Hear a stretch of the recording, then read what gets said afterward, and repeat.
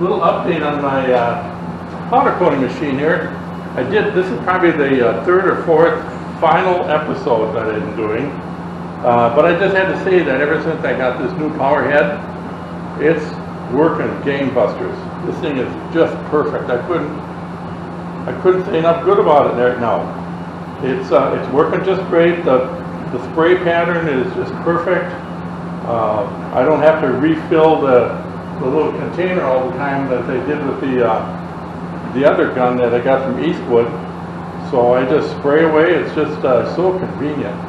I've got a tank down here that's set up for chrome, and I made this little nozzle here that I can stick into a pail or a bag of powder or whatever. It's got the agitator line here, and then this plugs into the Venturi hook up here. Just plugs right into this. So it really opens up the gates here for a lot of different stuff I can do without a lot of hassle. So it's just great. This thing here, I could never get the gauge to read anything because there's no back pressure. This hose just pumps air into the bottom of the tank through the membrane to kind of boil the powder. But I could never tell if it was actually working or not unless I pulled the cover off. So what I did is I took a sheet metal screw, cut the head off, and stuck it in the tube here. So now I can run like a 1 pound of pressure, and it's just right. I'm getting a little bit of turbulence in there, but at least I got a gauge reading now. So that works out pretty good. I'm going to put a manifold on this because I actually have my plasma cutter, and I've got the hose that runs to the front here that I do some grinding and stuff with. So I'm gonna build a manifold with a shutoff valve that goes on here, which is going to make things a lot easier. Then I'm not switching hoses and all this kind of nonsense all the time. But well, let's see how she's working out here. We get the camera in place. I got some parts in the oven, and on these side panels here, this is mainly rust proofing. That's all it's for. This is not a cosmetic thing at all.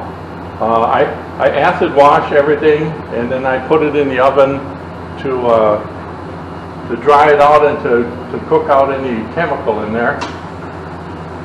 But as you can see, I got it set up for a really fine pattern, which works better for making sure you get into all the little spots. If you flood it too much, what happens is the powder kind of runs off. But I'm getting a really, really nice, even coat.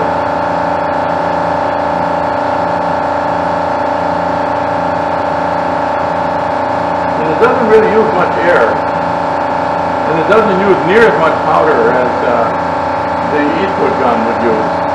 That gun actually, I bet you, at least half of what it was spraying didn't end up on the part. It ended up on the cabinet walls here. This whole cabinet is steel, so it's grounded. So most of the powder that doesn't hit the metal here is going to stick to the walls, and then I just sweep it down and collect it and recycle it. That works out really good.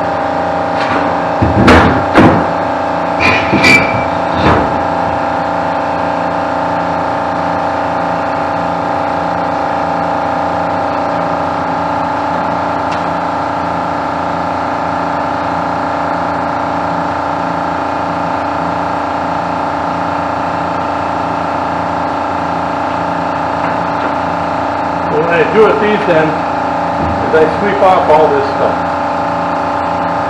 But this gets painted, and we put a ribbon of truck bed liner on the front here, and we truck bed liner these grills. But I like to get Harry says he doesn't care if the powder's on there or not, but I like to get it off of there. I think it kind of makes his job a little easier. He doesn't have to do as much sanding. And as you can see, this only takes seconds to do. So there, we'll throw that puppy in the oven. And I think this is the last piece, and then I got fenders to do. And then this one's going into the paint shop tomorrow. But pretty happy. I'm happy. It's working.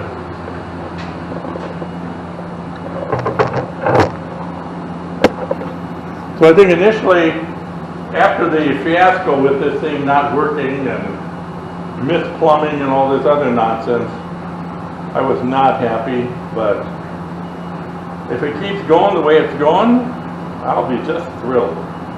So hopefully this is the last official video I'll do on this one's performance.